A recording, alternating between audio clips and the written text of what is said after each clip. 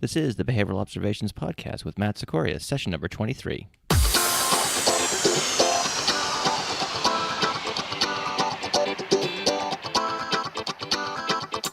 Welcome to the Behavioral Observations Podcast, stimulating talk for today's behavior analysts. Now here's your host, Matt Sikoria. Hey everybody, welcome to session 23. I'm in the Tampa airport. I am on a layover on my way to APBA in New Orleans, and I'm taking advantage of this downtime to record an intro. So if you hear lots of things in the background, just pretend you're listening to NPR and they're doing some story on site somewhere. I can't help if an announcement comes over the intercom, but we're going to do the best we can here with the time we have. And I'm going to make this introduction short given those circumstances and welcome Mark Dixon back to the podcast. In this show, we talk about Peak, the Peak ABA system, or curriculum, if you will, and how we developed it and what it's all about and stuff like that. I think you're going to really learn a lot about it if you're not familiar with it. And we also touch on some stuff related to the ACT interview or in podcast that we did a little while back. So all in all, lots of cool things in this conversation. Two quick things before we get going is first, I want to thank all of you who took those continuing ed credits, if you will, from previous podcast episodes. So for those of you who aren't aware, some of the episodes are available for continuing education, the type 2 kind that we're all looking for, right? And those are at behavioralobservations.com/getCEs. So you can check those out there.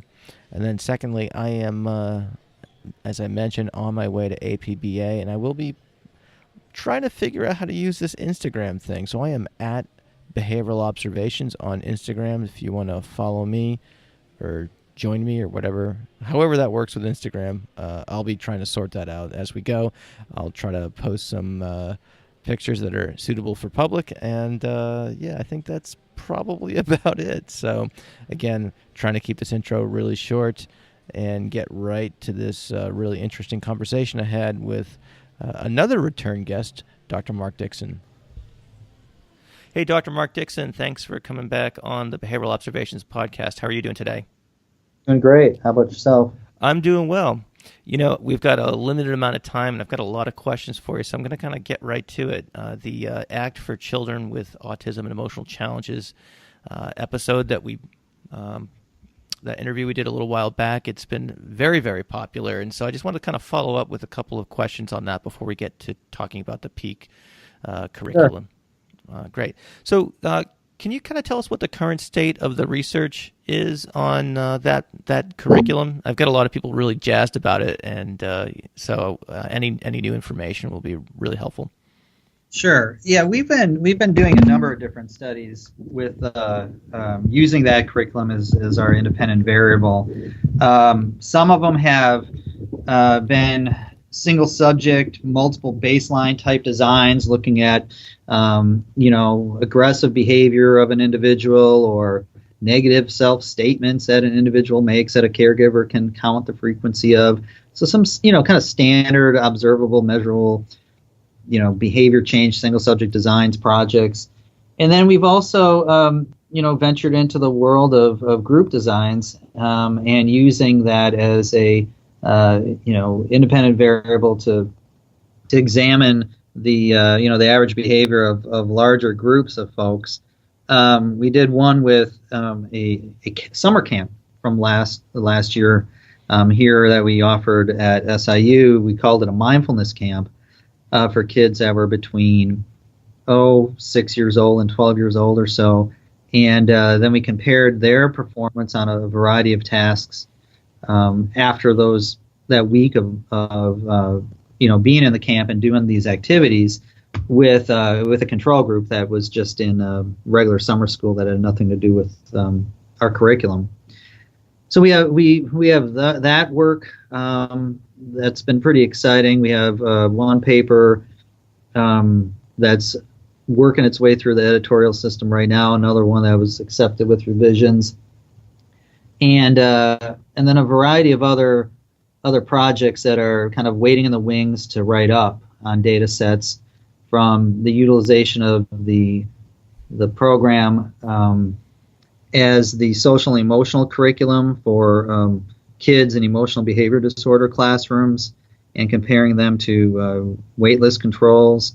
And then also the one I'm most excited about is we have the curriculum being implemented in a tiered system of RTI, Tier 1, Tier 2, Tier 3, with about 1,000 kids in a regular education middle school, and then comparing that to another 1,000 kids in a different school that we're not using the curriculum for. Wow, so some really big scale projects there. Yeah. I think there's a role for both of those things. Obviously changing the behavior of the single subject over time is good, and we're doing that. But I guess I'm kind of more excited about scaling these interventions up to really push the possibility of this being implemented at a larger level of potential than what we typically do as behavior analysts. Well, it probably is more accessible to people who aren't familiar with single subject design too. If you say, oh, well, here's the control group, here's the kind of intervention group, and I think you probably have a larger body of people who kind of understand how that works, as opposed to a multiple baseline or what have you. Though, having said that, however, I do love the that aspect of it as well. Certainly, as many of the teachers and staff that I consult with are oftentimes looking at that. Obviously that's the big deal. That's the big challenge that they're trying to face. So I could see how both would be very, very helpful in terms of disseminating this strategy or curriculum or what have you. So sounds like some real fun stuff going on there. And so I want to change to kind of more of a tactical question. As you've gotten more experience kind of implementing this curriculum, do you have any, kind of just some quick tips or some best practices for staff implementing it? Yeah, sure. If we talk specifically about delivering the 180 exercises in the book, what my recommendations are is that first page of the activity, that front section of the activity, which is kind of introducing them to the topic, going back and forth with a few questions and answers. That should be delivered orally to the kids, and really not just handed out to them to have them read, fill out that worksheet. I feel that that's just too it gets done too quickly. It's not a interactive conversation, but rather it feels kind of like a worksheet they have to do. And as a result, I don't think the outcome is necessarily as good. So I see that front page of each of the daily lessons really needs to be considered kind of like the skeleton, and then it's up to the implementer to kind of add the meat onto those bones. I've seen and I've watched firsthand people do amazingly well with one lesson, and that same lesson being delivered terribly by another person. It's this almost characteristic of how far do you take the activity as an implementer that makes a difference. And I know that's really totally not behavioral sounding at all. But I think it really does. The curriculum as it's laid out does lend itself to a wide range of variability in terms of implementation success, I feel. And the more that you are aware of ACT, the more that you kind of buy into it yourself, the more that you feel comfortable talking about these weird, touchy-feely things, I think the better implementer you'll be. And those things are not addressed in the curriculum at all, and those are surely a whole line of possibilities in terms of future research, in terms of implementation and quality and integrity and all that stuff. So that would be my one recommendation I have is if you're not feeling this yourself, if you're not participating in it yourself, if you're not buying in to this to some degree, the probability of success is probably weakened. The other thing that I wanted to comment on is that on the backside of each of those daily activities, many of those tasks involve some sort of experiential exercise for the kids to do, whether it be, making a paper mache dragon that's their thoughts and they write their thoughts on the dragon, or it's drawing images of what they look like on the outside and what they look like on the inside. Those things can be quickly done, and you complete somewhat of the task analysis that's listed in those curricular activities, or you can really spend time and quality and engage the kids in these processes. And I know I kind of cringe at describing things like this because I'm a behavior analyst, but I think that any good behavior analyst knows kind of what I'm talking about here. Yeah, so you just can't go power through this stuff in a perfunctory way. No, you can't. And I think, and then the last thing I'll say about it is, I think that one of the big challenges that these kids are up against when you deliver this type of curriculum to them is that they see you as, the implementer, as the expert who's, somehow managed to work through life without these funky places that these kids seem to now be in, which is why they're needing this type of interaction. And I think that the more that you can show yourself as somebody that also struggles with some of these same processes, the more that the kids will trust you, and the more that they're probably going to disclose things accurately to you. And I think the more that they'll probably get out of those lessons themselves. Now, I don't mean you need to describe your deepest, darkest, worries and anxieties to a 9-year-old that's sitting there in your office with you, but I think that the more that you can, make them realize that, hey, it's not because you got, a disability that makes you think these ways and worry about these things in life. It's being human that makes you do this. And we all kind of have to work our way through this. And whether it's, being scared of fire drills or being scared of, final exams or being scared of, what the doctor might tell you the next time you go in for a checkup. I think we all struggle with that stuff. Okay. And disclosing a little bit of yourself, I think is a meaningful thing to do for these kids.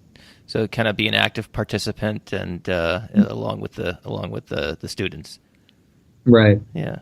Very good. Very good. Last comment I'll make is that I think that one of the things one of the biggest questions I get with that book or with ACT in general is, is this within the scope of the practice of a behavior analyst to do?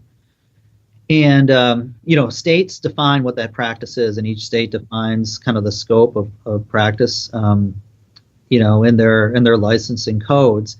And the BACB defines kind of our scope of practice as certified individuals.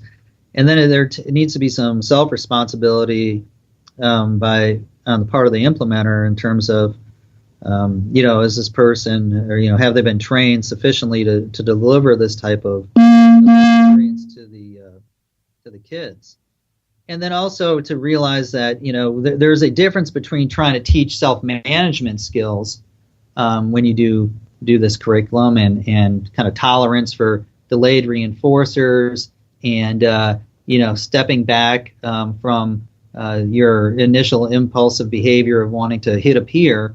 Those all kind of fit within a behavioral framework to some degree under the umbrella of rule-governed behavior, self-generated rules, instruction following, delayed reinforcement, self-control, and then trying to dig into deeper psychological trauma, which is definitely beyond what our role is as a behavior analyst. Mm-hmm. And so, mentioned very briefly in the book, and I'll mention it here too, is these kids kind of start stepping into areas that you're not trained in.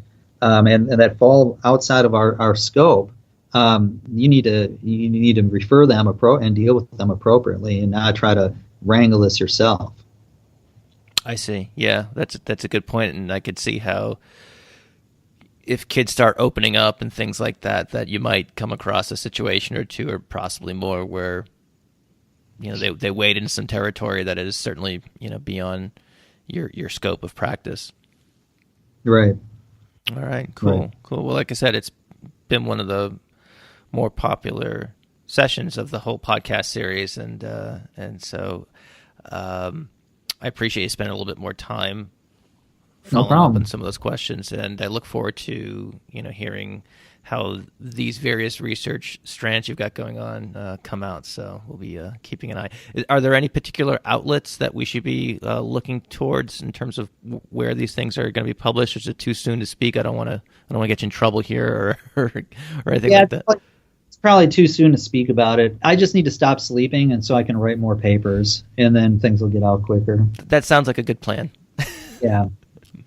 All right. All right. So let's change gears here. Let's talk about the peak relational training system.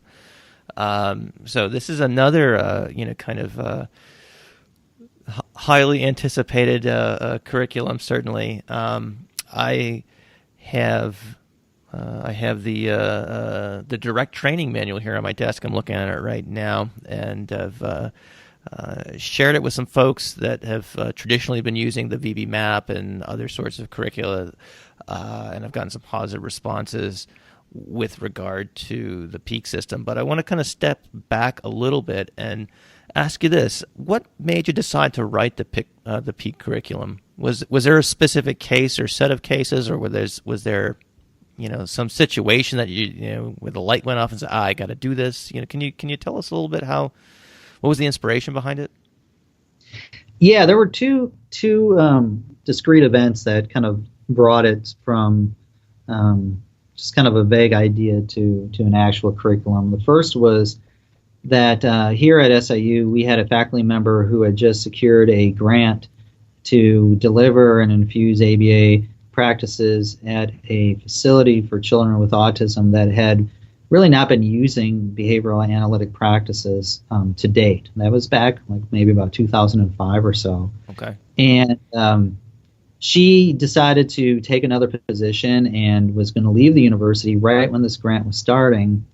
And I, as the head of the program, didn't want to lose this grant, but couldn't convince any of the other faculty here to pick it up. Everybody seemed to be doing their own thing and didn't really want to take on a new initiative, especially one that they had not secured themselves. And so I thought, oh, what the hell, I'll just, do this in addition to everything else. And so I picked that project up without really much, hands-on experience of working with these kids. Now, I'd been a professor for some time at this point and know the game of how behavior analysis works in those settings, but had really never spent my time in the trenches working with that population. And at the same time, what happened was that there was a family, not affiliated with that school, but a family in Southern Illinois here who had a child with autism that was getting some ABA services, and that person moved out of town, and the mom wanted those services to continue, and they heard about me as the guy in charge of the program here, and thought that maybe I could be either the person to connect them with a new therapist or possibly be that therapist myself. And so again, this kind of came at a point where all of our students had placements already, and it was the beginning of the semester, and so I thought, oh, what the heck, this might be an interesting combination of circumstances where I could work one-on-one with this individual child and at the same time, do some kind of institutional education of this other facility and show them, how do we do ABA with these kids. So, I did what everybody else did at the time, and I asked, one of my colleagues, well, how do you decide what programs to work with these children on? And the response was, well, you just, pick things that they can't do that somebody about their age might be able to do and just write a, task analysis for doing it. And I thought, no, it's got to be harder than that. There's got to be some kind of instructional design to all these things. And, the response was, well, you can grab the ABLES. The VBMap wasn't out at that time. You can grab the ABLES or the Gina Green book and, just figure out where the kid's at and just start teaching some of those skills. And to me, honestly, at that point, I was somewhat baffled by that level of specificity that was being run, or at least being, okay to run with these kids. And, but went in naively and did it, and it worked, so it was great.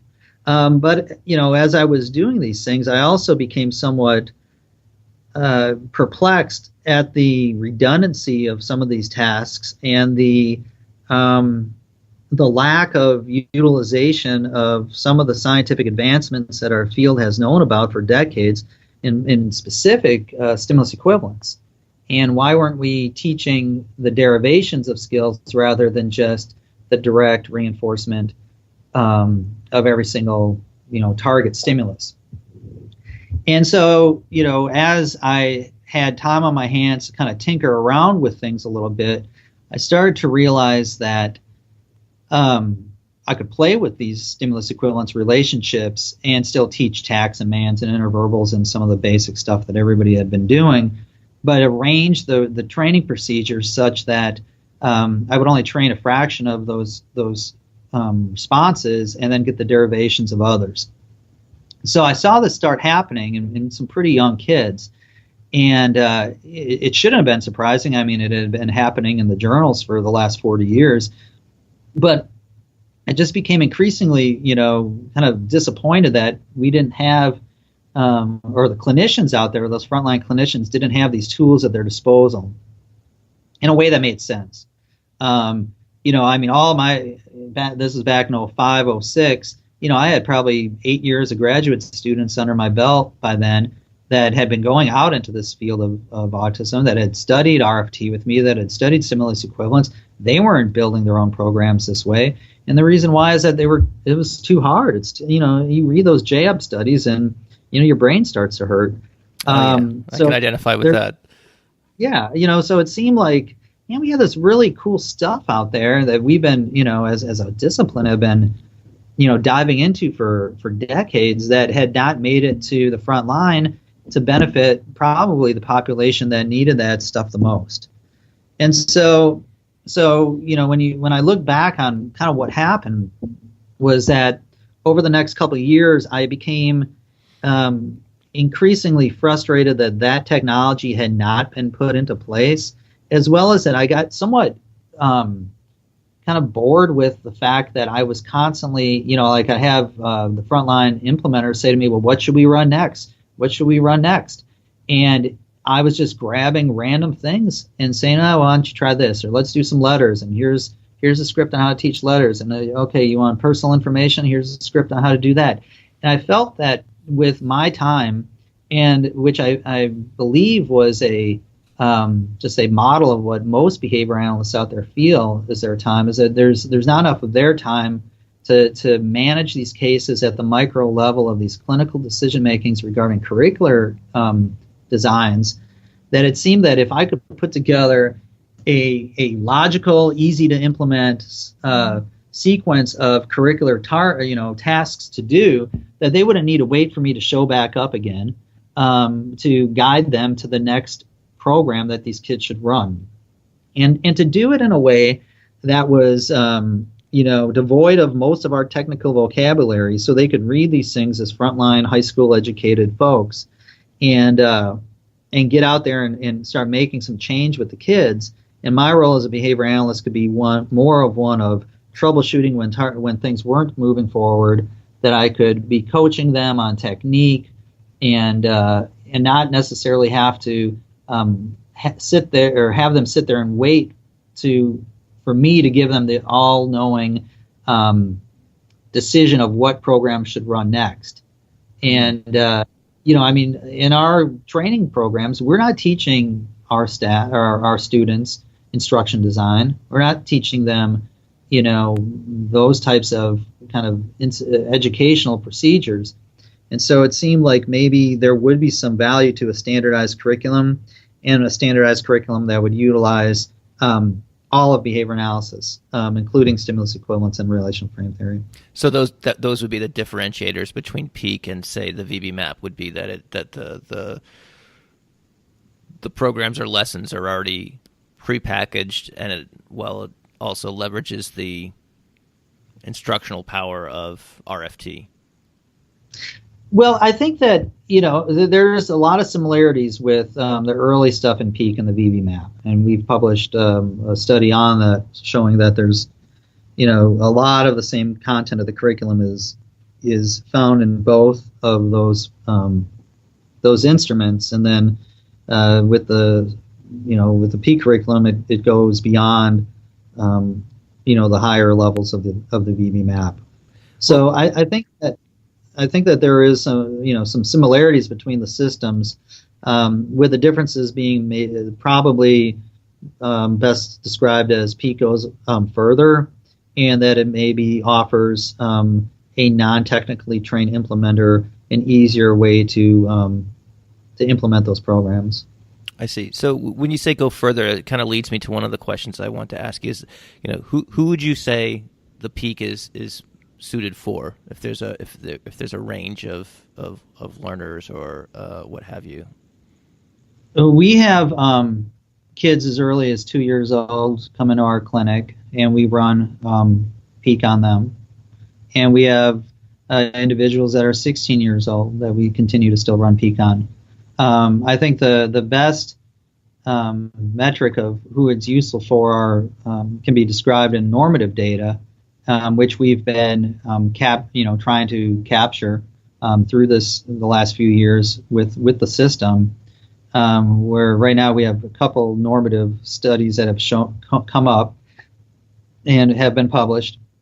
The first one on that direct training module, or the beginnings of peak, shows that neurotypical aged kids will max out of that curriculum in the book by age 8.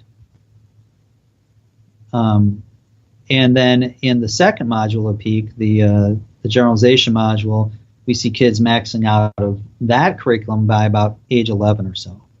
I see. So, and those are with neurotypical, comparison peers to kids with autism. Now, again, these are small ends relatively small end. It's like 200 kids, but 200 is a lot more than what we typically utilize in behavior analysis research. But, they're a beginning of the conversation. And so who do we, what is the age range? Honestly, we use it for all ages of kids, from the early learners all the way up to the more advanced that are just struggling socially and emotionally. I see. So we've mentioned the term modules a couple of times. I don't know can you go ahead and describe because there are, there's 4 components to it, right? Yeah, sure. Can you kind of walk us through each one and tell us what the uses are and so forth? Sure. There's 4 modules to the curriculum, the first being direct training. And that module, as I said, maxes out around age 8 neurotypical. In that book, you will have 184 skills to teach the kids, or first to assess whether they're present or absent within the repertoire, and then if they're absent, the task analyses of how to teach these things. And it really is 100%, Skinner's verbal behavior. There's not a single drive relational response in there. There's not anything that has to do with stimulus equivalence. It's really building the foundational skill set of these kids to do the types of things that we find in Skinner's verbal behavior, from Tax and Mann's to interverbals to echoics and so on. And the way that this book, I think, differs from some of the other materials that are out there is that we really spent a lot of time, especially in the second half of this book, digging into the more complex forms of Skinner's verbal operants. And so, we might have them trying to tack the private events of others based on collateral, publicly observable features to a private event. Again, these are important skills for individuals to acquire, but that level of sophistication has really not been given to the marketplace in a way that could be implemented by frontline clinicians, whether it be discriminating private events, or whether it be utilizing autoclitics to the depth that we dig into, or creative combinations of words and meanings, or describing things that they've observed. There's just a lot more depth to the topographical complexity of Skinner's verbal behavior in that first module than anywhere else, which is why I think we're normalizing at age 8 as opposed to age 4 or 5. Then the book is the generalization module, and in that book, what I've done is to try to really closely examine the Common Core standards that are in place in many states in America for now, I guess, and to try to make sure that we targeted things that were not just very discrete trial-based tabletop procedures, but more kind of experiential learning and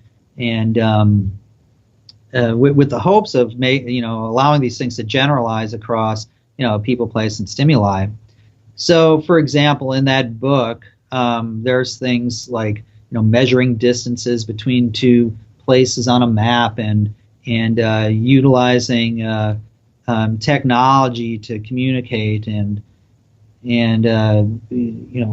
dancing to various tempos of music in a way that's socially appropriate. So and doing charades. So there are these somewhat odd tasks that you wouldn't typically find in a behavior analytic curriculum, but they're done in a very organized, meaningful way that just directly teaches these things, but then also is concurrently trying to evaluate the generalization or the lack thereof of these skills across different target stimuli or environments. And so rather than train and hope to God that we get generalization, this is a book that spells out the specific procedures to get it, and when you don't, how do you become more in tune with the generalization gradient, and how do we modify those stimuli targets along the continuum of the gradient in order to ensure generalization occurs in the future. So that's the second book. Mm-hmm. The third book is exclusively stimulus equivalence, and that book, I felt, or that topic and that technology necessitated its own module, because there's so much that technique can do for expanding the verbal repertoire of an individual. There are, again, 184 skills in that book to assess and then teach if they're absent within the repertoire. And in the book, it is really it's broken down into the sub skills that are necessary in order to eventually show stimulus equivalence. So we have reflexivity, symmetry, transitivity, and then eventually equivalence. And so you assess where the child is at, what their relational repertoire is, and then you teach multiple exemplars of those relational abilities with the hopes of allowing those to emerge into more complex relational abilities in the future. So you're getting more bang for your instructional buck. Yeah, big time. I mean, some of the things that we're teaching these kids, it's just phenomenal. I mean, it's just quick acquisition and some really neat results. With the hopes that what we are getting here is a repertoire of learning how to learn, not memorizing what to learn. And if there's one pitfall that we see over and over again with these kids, and what we hear from our critics, is that they're memorized rote responders that lack the flexibility of adapting these things to new and novel situations. And so as we start stripping away the direct reinforcement contingencies here, and resulting in the necessity for these kids to make derivations based on a prior combination of stimuli and that reinforcement history, we're teaching these kids to think differently. And that's a really exciting thing to see happen. So I know we're on Module 3, but how do these interact with one another? I mean, I certainly want to hear about the fourth one, but before we go further, do you is the idea that you complete the direct training module prior to the generalization one, and then the generalization one prior to the equivalence one, or are they? Do you work on them simultaneously? I'm just trying to put myself in the position of, say, a special ed teacher, who's got kiddos with autism on her caseload, and is wondering what to make of all this, having perhaps had most of the experience based in the VBMap or the ABLES or whatever else is out there. Right. I mean, I think that I could give you a grandiose theoretical answer as the author, but I kind of like letting the data speak to when to introduce these. And what we know in terms of data that have been gathered and published is that you want to have about a score of a 30 on the direct module, meaning that you have to have about 30 skills in place before you introduce the generalization module in order to get any really meaningful progress, it looks like. And then the equivalence module, honestly, some of the basic skills in there are identity matching, both visual or auditory visual, as well as moving across other types of sensory modalities. So can you match by smell? Can you match by taste? Can you match by touch? So what what we do know empirically right now is that you need about a score of 30 on the direct module before introducing the generalization module. And I don't have data yet to say when is the optimal time to introduce the equivalence module, but what I would suggest is that you have to have basic matching abilities and understanding the concepts of same and not same before you start the equivalence module. So we started at about neurotypical 18 months to 2 years of age. So it's not something you start late at all. If you got kids matching pictures and doing puzzles and knowing what same is, they're ready to get started on this stuff. I see. With regard to a communication modality, are you using this with kids who communicate through a variety of mechanisms? Yes. Yeah, we have a variety of kids that are on, just vocal spoken language, but then also ones that are using Proloquo and these other augmentative devices. We have a paper under review right now of a group of kids using PECs in some of these programs. So it's really adaptable for whatever language modality that people are working in. Cool. So let's talk about the final module. The final book. The one that everybody's waiting for and nobody's waiting for as much as me to get done. That book is exclusively RFT. It's building upon the equivalence module to introduce six families of relational frames and how to use them in teaching a variety of abstract and inferential skills to kids. It starts very early on with non-arbitrary types of relations among stimuli, from things like, rolling a ball fast and then asking them to do the same, or rolling a ball fast and asking them to do the opposite, to things like nesting, cups inside of each other to build the foundational skills necessary for eventually teaching hierarchical relational frames. So there's some very basic things in that curriculum. I lay out 3 black objects and a white one, and then give them a black object and ask them to match to different or match to same. So the book starts very early on, but then it goes into to the next level of complexity, which is rooted in some of the cultural conventions of our verbal community. For example, the text cat, CAT, and the picture cat are only the same because our culture has made them so.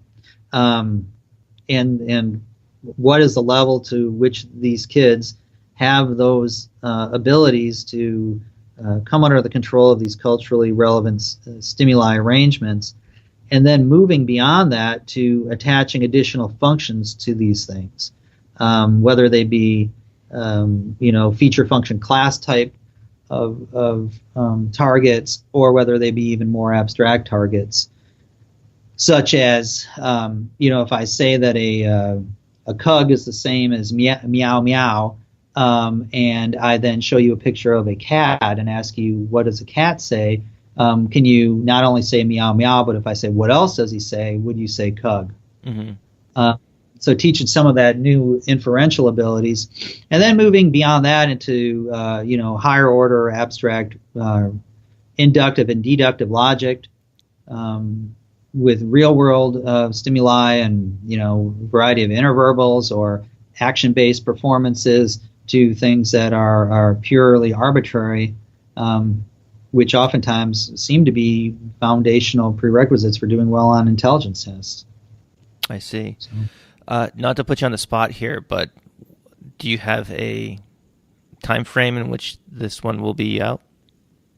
Yeah, it will be out before the end of this year. We're hoping to get it out by Black Friday. So you can line up. You can go to Carbondale and line up on Thursday night. Yeah, we got a couple of freaky people outside my house waiting for it right now. That's right. Intense. Yeah, but it honestly, I mean, like I'm sitting on,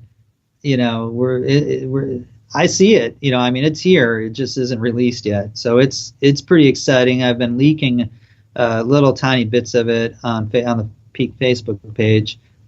So it's been pretty. I'm just excited for it to get done. I think a lot of people are waiting on it. Oh, hey, what? Real quick though. So is that like facebook.com/peak? Peak ABA. Peak ABA.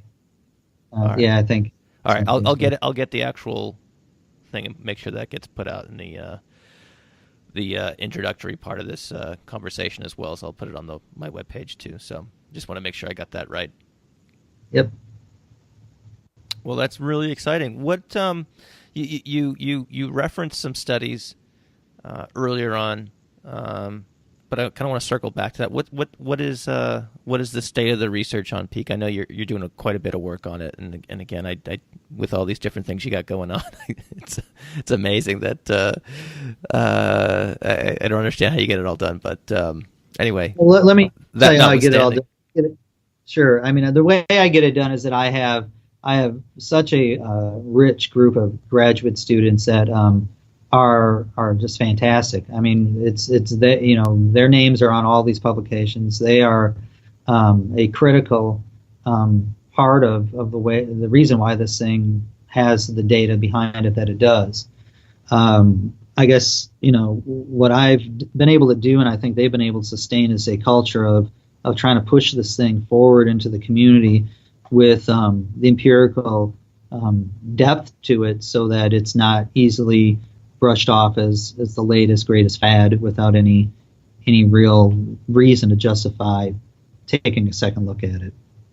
So what stuff do we have going on? I think we've got 18 peer-reviewed papers that have been published or in press in the last 2 years, and there's probably 16 more that are under review right now, and probably another 15 or so that need to be written up.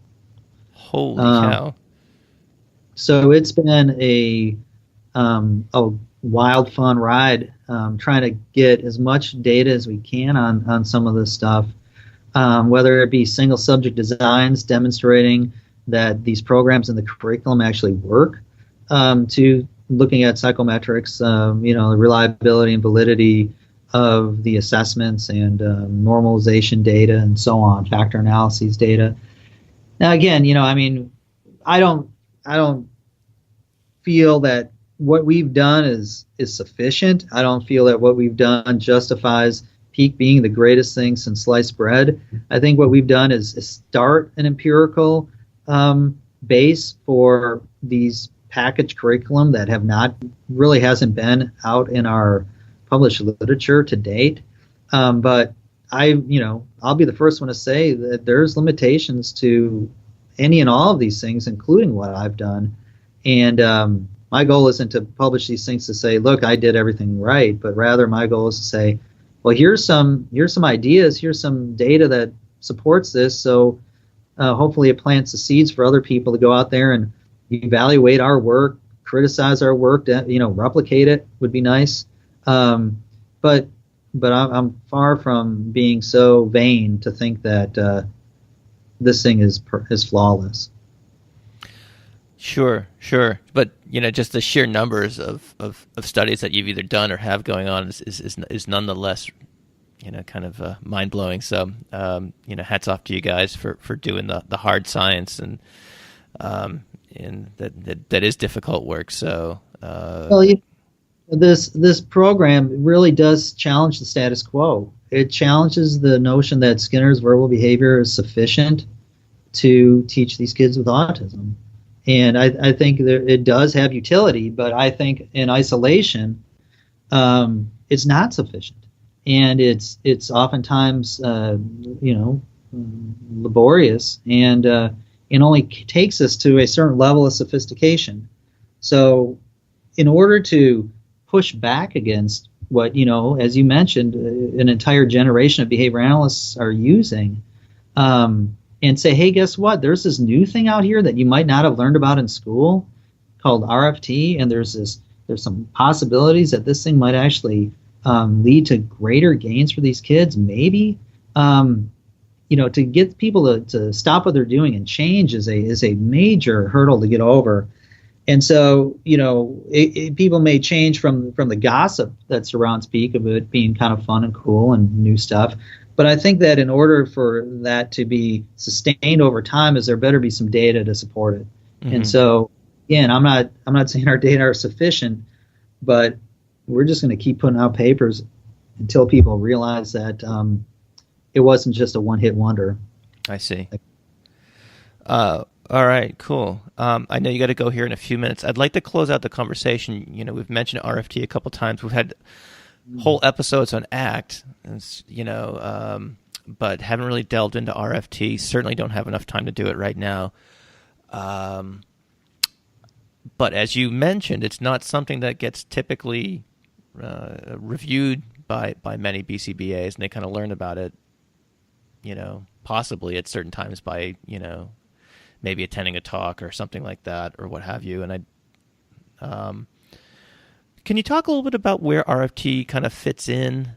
I'm sure you have strong opinions on it, certainly. I guess my question would be, to make it more precise, is how if RFT passed you by at a certain point in your training, what are some good resources to look into if you're to kind of and how do you guys go about it as an institution, as a department? Where in the curriculum does RFT show up in your training of behavior analysts? I mean, I could talk about it for like an hour on each of those questions you just gave me. Maybe just tee up Mark Dixon episode 3. So yeah, it'd be like a mini series with Dixon and his ramblings. But, let me kind of sum up RFT, I guess, in maybe 2 minutes or less, and then talk about where I think it fits in and why didn't it get put into everybody's curriculum. All right. I think that RFT, what it's suggesting is that there are these formalist operants of relating that are stimulus boundless. Now that sounds pretty magical, and as a result often spooks people, but it really is nothing different than the notion of generalized imitation. And, that's a boundless operant that has, an endless amount of topographies that are only limited by the structural abilities of the organism. RFT is going to suggest that not only is, generalized imitation a formless operant, but also these things, the way that we relate to stimuli together could be formless as well, topographically boundless. And I think that if people just understand RFT as that, is that if I can relate things that are opposite, together. So, you show me this is the opposite of this, and I understand the concept of the opposite, I could pretty much go out into the world and navigate any type of oppositional task that you ask me to do. Same thing if I understand greater than or less than. It doesn't matter what the stuff is that's presenting to me, but as long as I know that generalized operant of relating, I can pretty much solve all those puzzles that come to me out there in the world. Without having being directly trained on each and every exemplar. Exactly. Same way we don't have to train every single exemplar of generalized imitation. So honestly, that's the only thing that RFT is really going to, threaten behavior analysis with, is this notion of a formless operant, which is honestly something that's been there for decades already that we've somehow been okay with. Where I think RFT has struggled has been with that T and that in RFT, which is a theory, which is a very conceptually heavy philosophical stance on language and on and cognitive abilities that I think just wasn't something that a master's level person wants to dig into at any great depth, as well as that it does push quite considerably hard against the notions that we've been comfortable with in our field for some time. And so what I think has happened and the way that I try to go about altering this is that I don't go in pushing the theory on people. And, some people don't care about theory, and others who do have their theories are usually not easily swayed. What my role, I think, has been most successful with is showing how these types of relations can develop and how they're really easy to train. And as a result, maybe they're worth incorporating into the things that you do with the kids you work with. That's a big difference than saying, let me teach you this 400-page theoretical conceptualization of language and then hope to God you buy it enough to go out there and change practice. So how we blend it into the curriculum is a very similar vein, where I want to show utility first, and then maybe out of 100 people, I'll hook a couple or 4 or 5 into caring about the theory behind it. But whether it be a good thing or a bad thing, this professionalization of our discipline has resulted in people wanting results and people wanting procedures, and not necessarily another class on theoretical conceptualizations of behavior analysis. Mm-hmm. Wow, that was a pretty tall order, and I think you did quite nicely with the limited time we have. So I know you got to go teach class here in just a minute. So Mark, thanks so much for joining us, and I think people would want to tune in for the third installment of a mini series. So if we can get you back sometime, to expound more on RFT or anything else, sure, that would be awesome. I could do a short one. I could do a short one on my hobbies outside of behavior analysis. That'd be a pamphlet. Yeah, exactly. But I guess let me close with the notion of what I think this Peak curriculum does that I'm most proud of is that it really takes our entire discipline and the contemporary findings that we have as scientists and takes them down to a level that people can implement with fidelity and gain some positive outcomes in the kids that they work with. And over the last year or so that I've been doing workshops and trainings on this stuff, I've met countless numbers of people that have been looking for something more, that have been looking, not that anything out there is insufficient or poor. I mean, I think that all those other curriculum have done fantastic, meaningful things for countless numbers of kids. But it seemed like that we stopped a little too soon. Like we just didn't have the technical sophistication to get these kids to the next level of language and understanding what they were, talking about and comprehending what other people were saying to them, to the degree that we did as grown up adults. And what I hoped, and I think we're getting with Peak is this next level of complexity to language that can have meaningful and sustainable effects on kids that need it the most. And so if that's all that happens, then I think we've done the right thing. Cool. All right. Well, thanks again, Mark. I know you kind of squeezed in this interview amongst a whole host of other things that you're responsible for. So, thanks for coming on and talking about Peak and certainly those follow-up questions on your other curriculum. So, yeah, no problem. All right. I'll talk to you later. All right. Take care. All right. Bye. Well, there you have it, folks. You've just listened to Session 23 of the Behavioral Observations Podcast. Again, lots of really good information And it's, Mark's one of those kind of guests we could probably have on a couple of times a month and still learn new things. And we still haven't gotten to a lot of his areas of interest, including gambling and other sorts of things that he's had a lot of good research in. So we'll have to have him back at some point. But in the meantime, we're going to call it a day with this episode. With all of our episodes, you can check out the show notes at behavioralobservations.com. And I think that's pretty much it. So we will see you in episode 24. Thanks a lot. Bye. Thank you for listening to the Behavioral Observations Podcast with Matt Sikoria. You can find Matt's notes on this episode at www.behavioralobservations.com. We also invite you to stay connected with us on Facebook at facebook.com/behavioral observations and on Twitter at Behavior Podcast.